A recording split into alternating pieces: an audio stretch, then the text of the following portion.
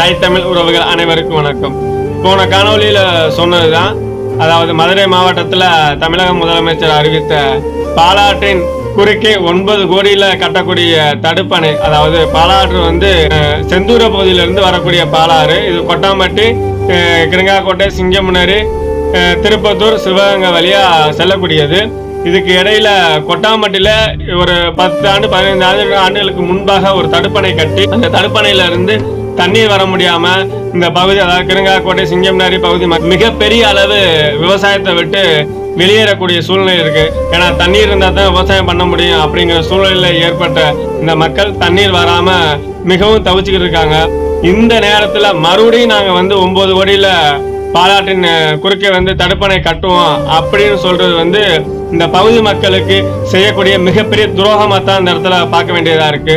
இந்த பகுதி மக்கள் இதை அறிஞ்சு உடனடியாக இதற்கு எதிர்ப்பு தெரிவிக்க வேண்டும். அது மட்டும் இல்லாம இந்த பகுதி மக்களுடைய, அதாவது திருப்பத்தூர் சட்டமன்ற தொகுதி உறுப்பினரும் அமைச்சருமான ஐயா பெரியகருப்பன் அவர்கள் இதுக்கு எதிர்ப்பு தெரிவிக்க வேண்டும். இந்த 9 கோடியில கட்டக்கூடிய தடுப்பணை கட்டாம நிறுத்துவதற்கு அனைத்து முயற்சிகளையும் எடுக்க வேண்டும் என இந்த காணொலி வாயிலாக தெரிவிச்சுக்கிறோம். அது மட்டும் இல்லாம இந்த பகுதி மக்களுக்கு இதுக்கு முன்னாடி கட்டிய, அதாவது கொட்டாம்பட்டி ஒரே ஒரு கம்மாய்க்காண்டி கட்டிய அந்த தடுப்பணையும் உயர்த்தி கட்டியிருக்காங்க.